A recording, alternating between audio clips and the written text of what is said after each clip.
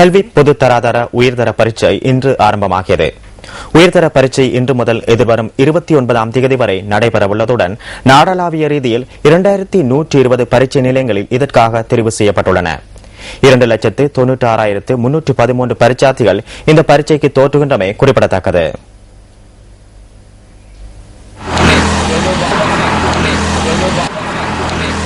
கிழக்கு மாகாணத்தில் கல்வி பொது தராதர உயர்தர பரீட்சையில் இன்று மாணவர்கள் உற்சாகமாக தோற்றினார்கள்.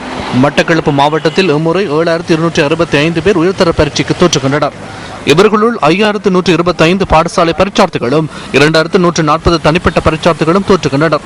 இம்மாவட்டத்தில் 50 பரீட்சை நிலையங்கள் அமைக்கப்பட்டுள்ளதுடன் 7 இணைப்பு நிலையங்களும் அமைக்கப்பட்டுள்ளன. கல்வி பொது தராதர உயர்தர பரீட்சையில் ஏறாவூர், சித்தாண்டி மற்றும் செங்கரடி ஆகிய பிரதேசங்களிலும் மாணவர்கள் உற்சாகத்துடன் தோற்றினார்கள். இதேவேளை மலையகத்தில் நிலவி வரும் மழையுடன் கூடிய காலநிலையில் மாணவர்கள் மிகவும் ஆர்வத்துடன் பரீட்சைக்கு தோற்றியது நியூஸ் பஸ்டின் கேமராக்களில் இவ்வாறு பதிவாகியது. ஆனால் காலநிலையின் தாக்கத்தால் மாணவர்கள் சிலர் உடல்நல குறைவுக்கு உள்ளாகியதாகவும் இது மாணவர்களின் பெறுபேறுகளில் தாக்கத்தை உண்டு பண்ணலாம் என பாடசாலை அதிபர்கள் தெரிவித்தனர். இதேவேளை வவுனியா மாவட்டத்திலும் மாணவர்கள் உற்சாகத்துடன் பரீட்சையில் தோற்றியதாக இந்த செய்தியாளர் குறிப்பிட்டார். திருகோணமலை மாவட்டத்தில் மாணவர்கள் மிகவும் ஆர்வத்துடன் சமூகம் அளித்தனர்.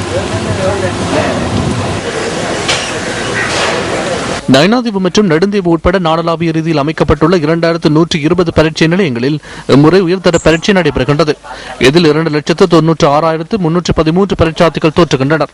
இம்முறை உயர்தர பரீட்சை ஏற்பாடு நடவடிக்கைகளுக்காக 21,000க்கும் அதிகமான உத்தியோகத்தர்கள் ஈடுபடுத்தப்பட்டுள்ளனர். பரீட்சைக்காக 295 இணைப்பு நிலையங்கள் 24 மணித்தியாலங்களும் இயங்க உள்ளதாக பரீட்சைகள் திணைக்களம் தெரிவித்துள்ளது. நாடு பூராகவும் உள்ள பரீட்சை நிலையங்களை கண்காணிப்பதற்கான கண்காணிப்பாளர்கள் குழுக்களும் நியமிக்கப்பட்டுள்ளன. இதேவேளை பரீட்சைகளில் முறைகேடு இடம்பெற்றால் 1911 என்ற தொலைபேசி இலக்கத்திற்கு அறிய தருமாறு பரீட்சைகள் ஆணையாளர் கேட்டுக் கொண்டுள்ளார். இதனை விட பரீட்சைகள் திணைக்களத்தின் தொலைபேசி இலக்கங்களான 0112784208 அல்லது 0112784537 என்ற இலக்கங்களுக்கு அழைப்பினை ஏற்படுத்தி 24 மணித்தியாலங்களும் முறைப்பாட்டினை பதிவு செய்து கொள்ள முடியும்.